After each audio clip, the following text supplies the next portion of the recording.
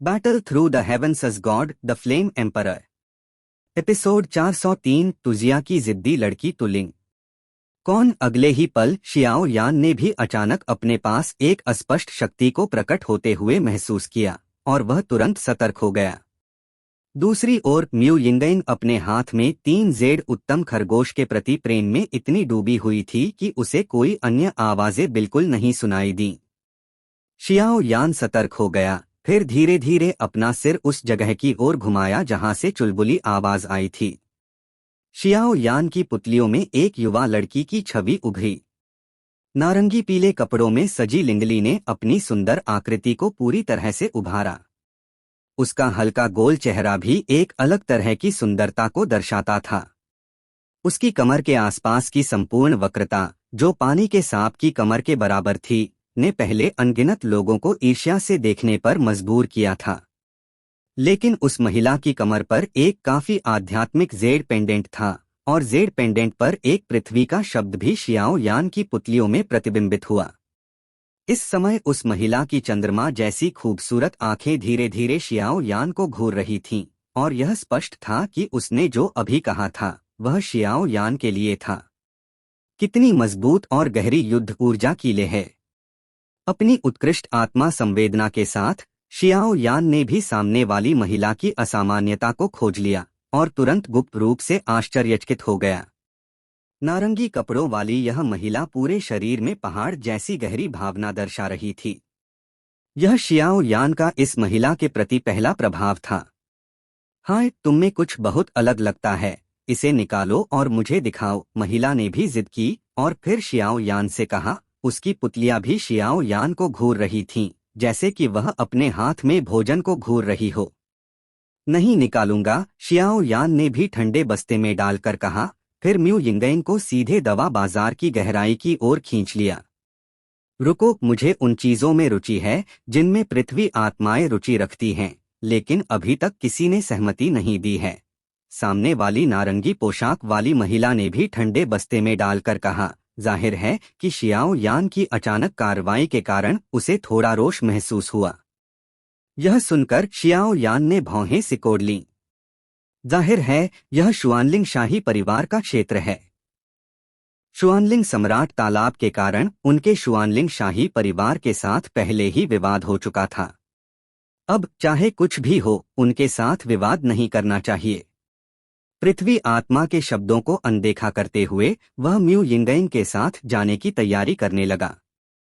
यह देखकर तुलिंग भी सीधे सड़क के बीच में आ गई और दोनों का रास्ता रोक लिया। म्यू यिंगइंग ने भी इस महिला की ताकत को भांप लिया था और तुरंत अपने होंठ हल्के से हिलाए, फिर अपने हाथ में 3 जेड उत्तम खरगोश को समेट लिया, फिर अपनी चाल रोक दी और पृथ्वी आत्मा से हल्के से कहा, रास्ता छोड़ो। हल्के सपाट स्वर के साथ बारूद की गंध फैल गई। अगर मैं नहीं हटूं तो क्या कर सकती हो? तुलिंग को म्यू यिंगइंग के शब्दों से बिल्कुल भी नाराजगी नहीं हुई, बल्कि उसने रास्ता रोकना जारी रखा और दोनों को गुजरने से रोका। बस इस समय की पृथ्वी आत्मा, हालांकि सतह पर अत्यंत लाडली थी, वास्तव में बहुत आश्चर्यचकित थी, क्योंकि अकेले उसकी सुंदरता के कारण उसकी पृथ्वी आत्मा पहले से ही म्यू यिंगइंग से कमजोर थी। पृथ्वी आत्मा पहाड़ जैसी गहरी थी और म्यू यिंगइंग एक ऐसी परी की तरह थी जो आतिशबाजी नहीं खाती, इसलिए यह स्वाभाविक था कि पृथ्वी आत्मा के दिल में कुछ रोष था।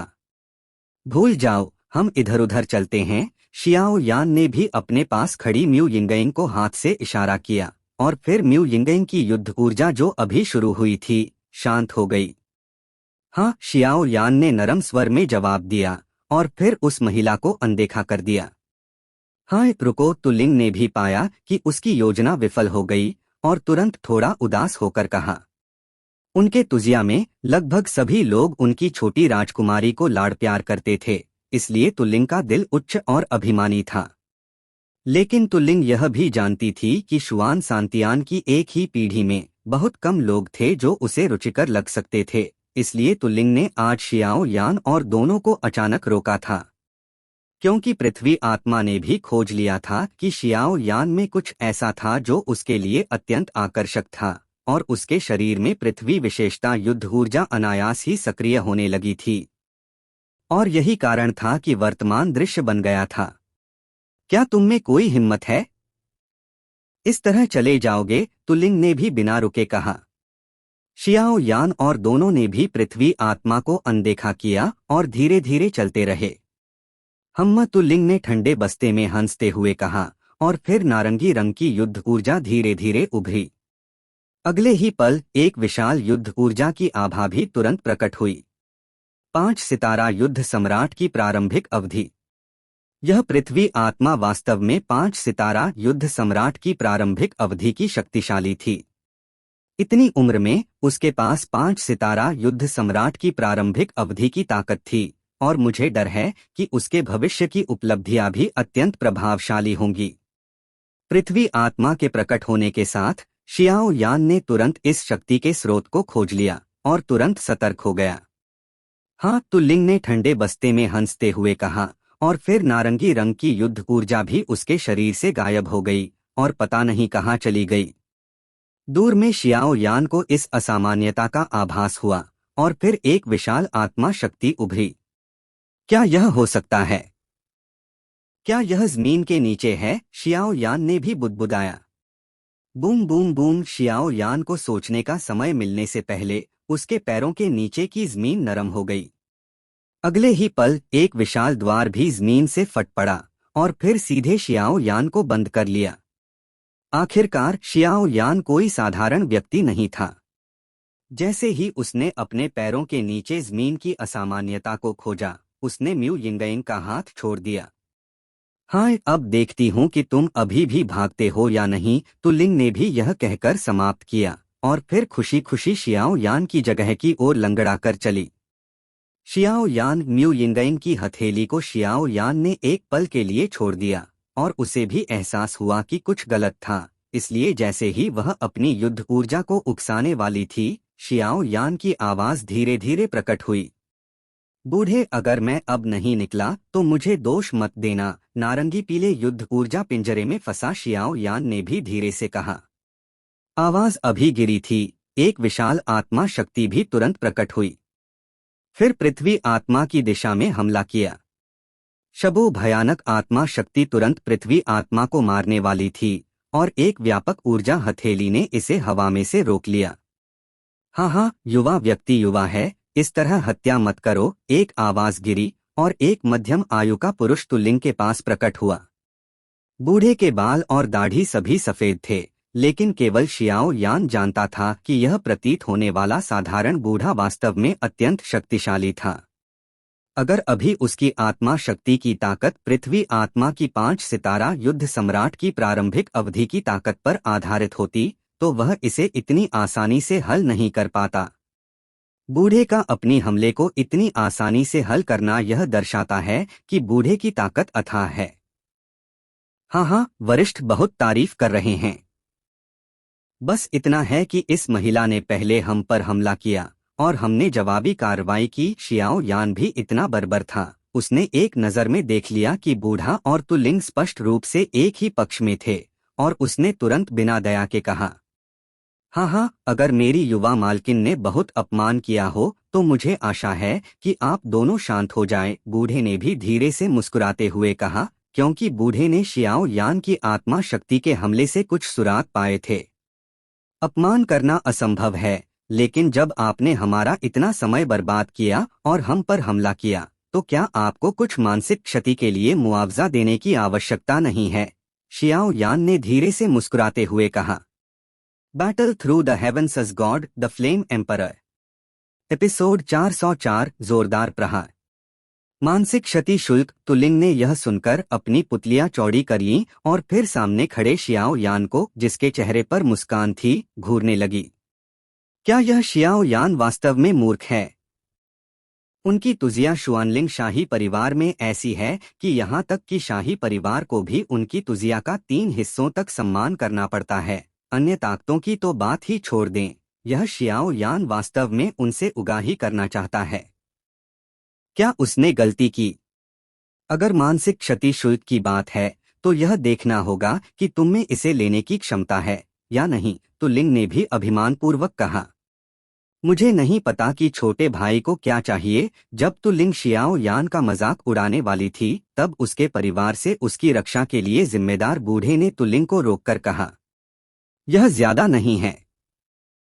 बस मुझे दर्जनों औषधीय जड़ी बूटियां दे दो जो सम्राट स्तर की प्रथम श्रेणी को परिष्कृत कर सकें, या फिर कुछ अन्य सम्राट स्तर की औषधीय जड़ी बूटियां दे दो। शियाओ यान ने भी तुरंत नारंगी रंग की युद्ध ऊर्जा पिंजरे को तोड़ दिया और फिर कहा, पफ पफ। पास में खड़ी म्यू यिंगेंग ने शियाओ यान का शेर की तरह बड़ा मुंह सुनकर खुशी से अपना मुंह बंद नहीं कर पाई।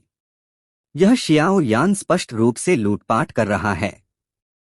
मुझे डर है कि सम्राट की प्रथम श्रेणी को परिष्कृत करने वाली प्रत्येक औषधीय सामग्री अत्यंत कीमती है। अगर दर्जनों की बात करें तो उनकी कुल कीमत अनमोल है। अन्य सम्राट स्तर की गोलियों की बात करें। सम्राट स्तर की प्रथम श्रेणी की गोलियां पहले से ही अमूल्य हैं, कुछ की तो बात ही छोड़ दें, और उनकी कीमत आसमान छूने वाली है। अच्छा लड़का, मुझे कहना होगा, उसमें हिम्मत है। लेकिन तुम्हें अच्छे से सोच लेना चाहिए, हमारी तुजिया से उगाही करना बहुत बुद्धिमानी की बात नहीं है। बूढ़े ने भी हल्के से कहा, लेकिन वह वास्तव में इस शियाओ यान से हैरान था।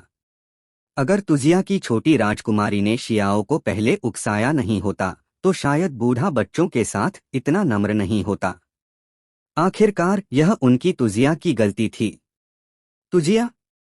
मैंने इसके बारे में नहीं सुना, शियाओ यान ने भी सिर हिलाकर कहा। क्या? तुम्हें हमारी तुजिया नहीं पता?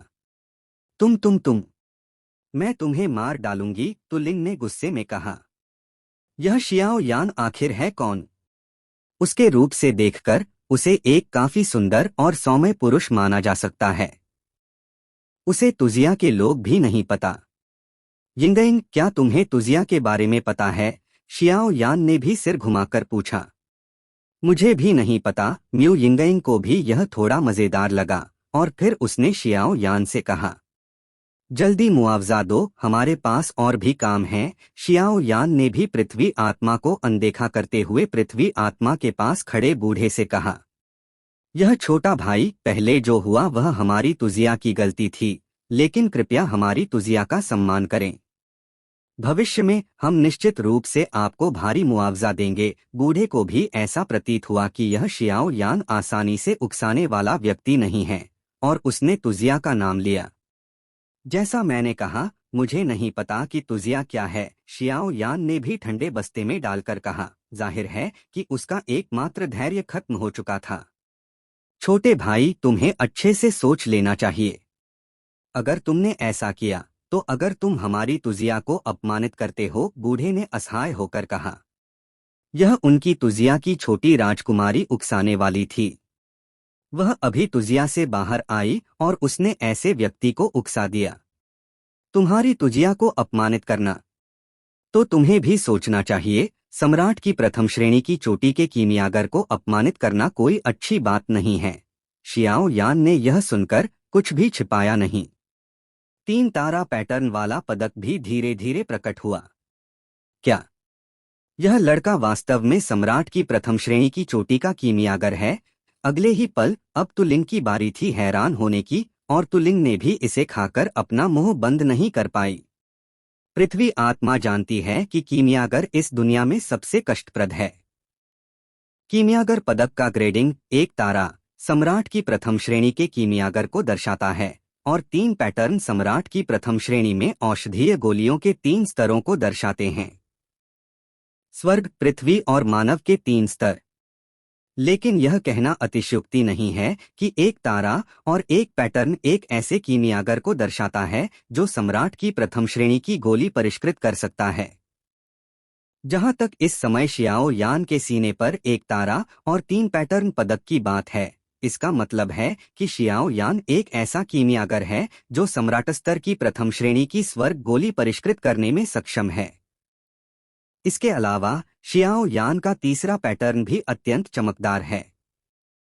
यह और भी दर्शाता है कि शियाओ यान सम्राट की प्रथम श्रेणी की चोटी का कीमियागर है। दूसरी श्रेणी सम्राट स्तर में ब्रेक थ्रू करना बस कुछ ही समय की बात है। सम्राट की प्रथम श्रेणी की चोटी का कीमियागर बूढ़े ने भी अपनी पुतलियां कसकर सिकोड़ लीं। जाहिर है कि शियाओ यान के सीने पर कीमियागर पदक को अविश्वास के साथ घूर रहा था। यह कीमियागर पदक नकली नहीं हो सकता।